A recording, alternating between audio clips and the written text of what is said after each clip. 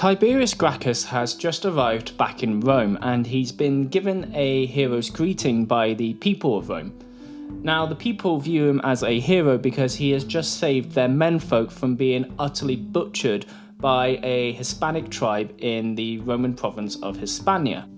However, the treaty that he makes with this Hispanic tribe is absolutely despised by the Roman Senate. In the Roman Senate's eyes, this treaty has made Rome look weak, and they want to send Tiberius back to Spain to basically punish him for making such a treaty. Through family connections, Tiberius has managed to not be sent back to Spain and is now basically disgraced by the fact that he can't withhold this treaty which he made with the Hispanic people. Anyway, Tiberius decides to leave the city of Rome and head to the country just to clear his thoughts and figure out what his next step is. His ultimate goal in life, after all, had been to become a senator like his father. This is now no longer possible as Tiberius is in disgrace and his honour stops him from running for a senatory position.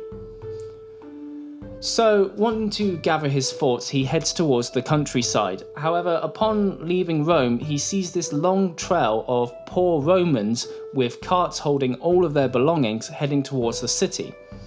Now, this isn't unusual. Rome usually has an influx of poor people heading towards the city, as Rome is a very rich city, and these poor people want to go to Rome to make their fortune.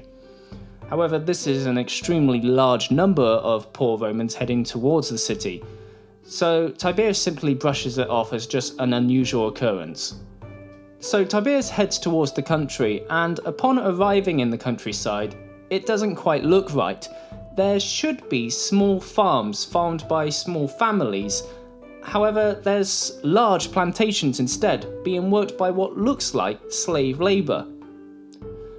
Asking around, Tiberius eventually finds out why there are no small holdings anymore in the country, and it's all to do with the fact that the rich elite have developed this very successful get-rich scheme.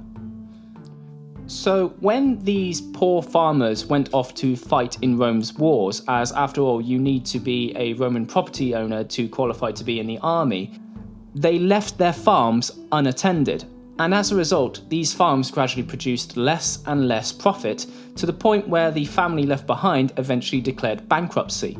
This is where the rich elite, like vultures, would descend on this farm. Due to this farm now being essentially bankrupt, the rich elite would buy this farm on behalf of a fake family that they just made up for an insanely small price. They then displaced this family by simply not employing them to work the land. They instead used cheap slave labour. This is why Tiberius had seen so many poor Romans heading towards the city of Rome with all their belongings, as simply put, they had nowhere else to go. They couldn't work the farms anymore because their farms had essentially been stolen from them by the rich elite, and they need money, otherwise they are going to starve to death. Angered by this, Tiberius actually finds his calling in the plight of these people. He has, after all, been fighting for the Senate and people of Rome, not just the Senate, and he's utterly disgusted by the way that his own class is acting towards these poor people. He despises this get-rich-quick scheme and decides that he's going to try and help these people. However, he's not quite sure how he's going to do that, and it eventually occurs to him to run for the office of tribune. Now, the office of tribune is an extremely sacred and important office in the Roman Republic. So the office of tribune was originally set up in order to prevent the rich elite from profiting off of the plight of the poor. So they would do this by essentially giving the tribunes a special power called a veto.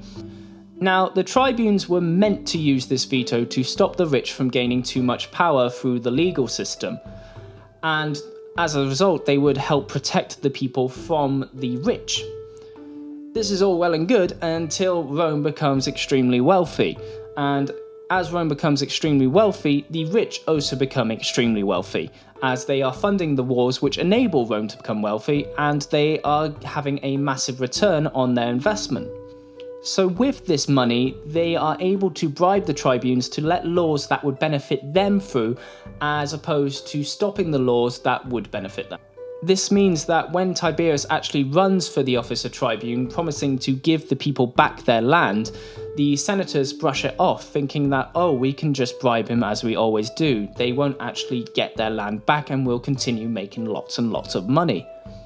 However, Tiberius is stoic in his beliefs, and he is not going to be bribed so easily. And furthermore, he doesn't just plan to protect the poor from the rich, but he actually plans on actually helping the poor get back their land.